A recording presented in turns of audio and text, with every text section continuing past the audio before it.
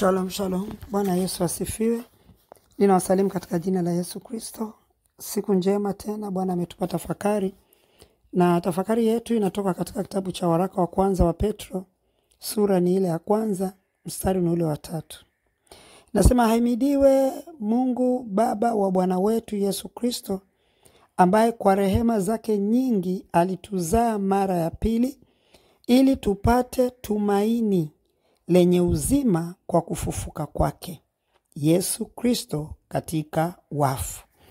Tuna tumaini ambalo tunatakiwa tulipate kutoka kwake Kristo Yesu, ambaye tumaini hilo tunalipata kwa njia ya wokovu. Yaani wokovu wetu, kupokea wokovu, ndani ya wokovu kumebeba tumaini.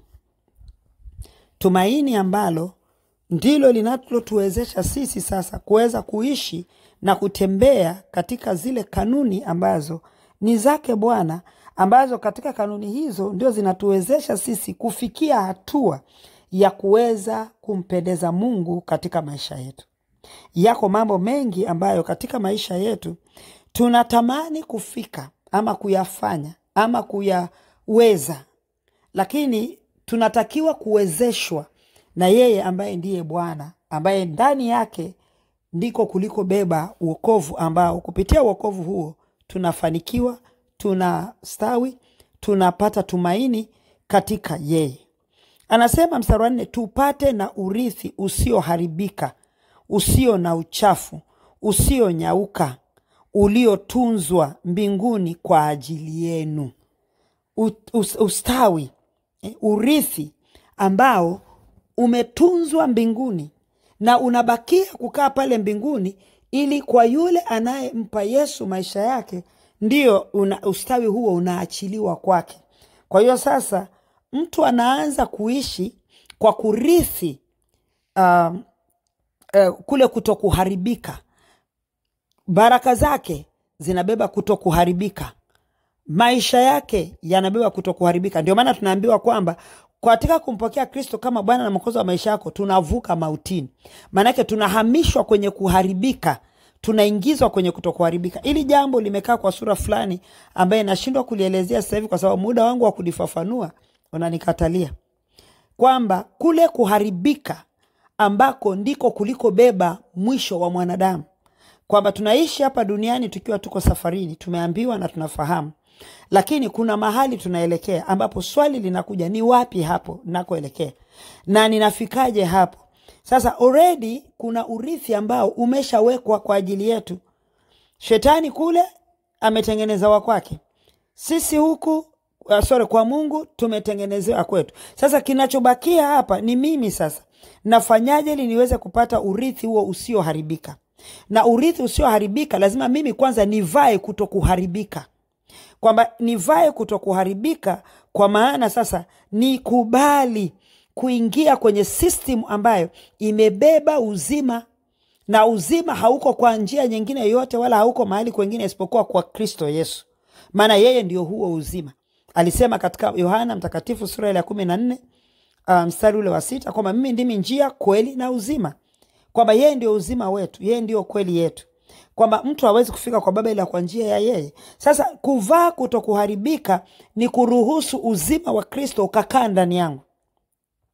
Uzima wa Kristo ukikaa ndani yangu, naweza sasa nikavuka ile mipaka nikiwa naishi hapa duniani, nikaanza kuishi kwenye kutokuharibika usio na uchafu. Hilo la kwanza.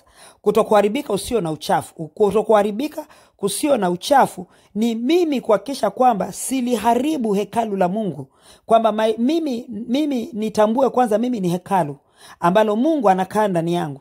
Na sasa nimempokea Kristo, anatakiwa akae ndani yangu. Na ili akae ndani yangu, eneo lake ama hekalu linatakiwa liwe safi. Kwa hiyo sasa mimi naishi ama napokea kutokuharibika kusio na uchafu.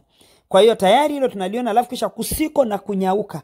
Kwa maana sio kwamba leo nasikia sawa nataka kumwabudu Mungu, kesho mimi nasikia siwezi, mimi sitaki kwenda kanisani, mama sitaki hiki.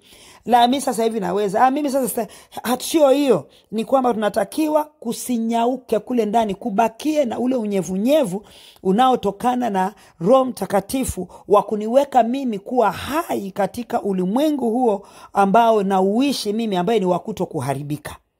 Kwa hiyo uzima huo unapokea unyevunyevu kutoka katika Roho Mtakatifu anayekaa ndani yangu, alafu maisha yangu yanabakia katika namna ya jinsi Mungu ambavyo alitaka ama anavyotaka.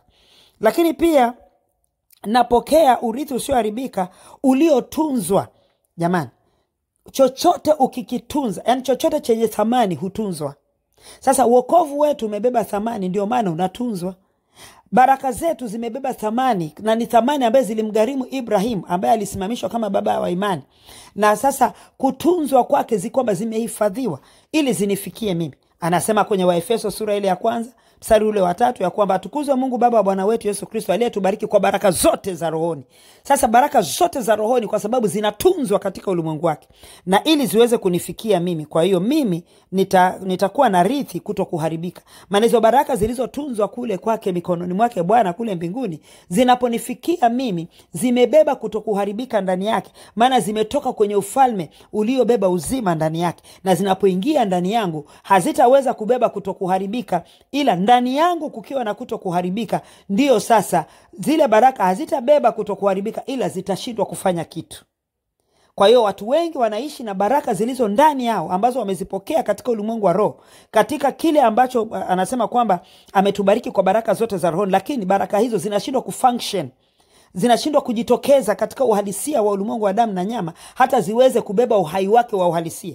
Ndio maana kila mtu amefika mahali kuona kwamba Mungu hawezi. Sio kwamba hawezi, kuna mahali hatujaingia kwenye kule kutokuharibika. Tunaishi kwenye kuharibika, alafu tunataka kuishi kutumia visivyoharibika. Haiwezekani, kwa sababu kuharibika hakuwezi kubeba kutokuharibika. Kwa hiyo lazima tutafika mahali ambapo ni pagumu. Kwa hiyo haya ni mambo matatu ambayo tunaona kwamba sisi kama kanisa tunatakiwa kuishi kwayo. Na siku ya leo kila mmoja basi aingie kwenye tafakari. Je, mimi nimebeba urithi unaoharibika ama sio kuharibika? Maisha yangu yanapokuwa yamebeba uharibifu wowote, zinaa, chuki, wizi, hasira, sijui na husuda na mambo mengineo mengi, kusema uongo na mambo mengineo mengi yanayofanana na hayo, ina maana nimebeba kuharibika ndani yangu. Kuna urithi wa kuharibika ndani yangu, na huo urithi wa kuharibika ndani yangu unaoruhusu vitu hivyo vikae ndani yangu. Ndio maana nikiondoka duniani kabla sijatubu nitashuka navyo kuzimu, maana kule ndio kwao kwenye kuharibika. Lakini napobeba kutokuharibika ndani yangu, urithi wa kutokuharibika ndani yangu, nitakapoondoka duniani nitaenda kule kusikoharibika, kwenye uzima wa milele ambako ndio tuliahidiwa. Kwa hiyo maisha yangu ya baadaye nayatengeneza sasa. Je, wewe unayatengeneza? Hebu tafakari neno hili siku ya leo, uone maisha yetu ama yako wapi, ili kama yamekaa kwenye kuharibika, kwa sababu kuna mbegu ziharibikazo zinaonekana ziko ndani yako. Shughulikia maisha yako ili uishi kwenye kutokuharibika, na hatimaye tupate nafasi ya kuingia katika uzima wa milele. Bwana Yesu tusaidie katika hili kupitia Roho yako Mtakatifu, katika jina la Yesu Kristo nimeomba na kushukuru. Amen. Mungu akubariki sana.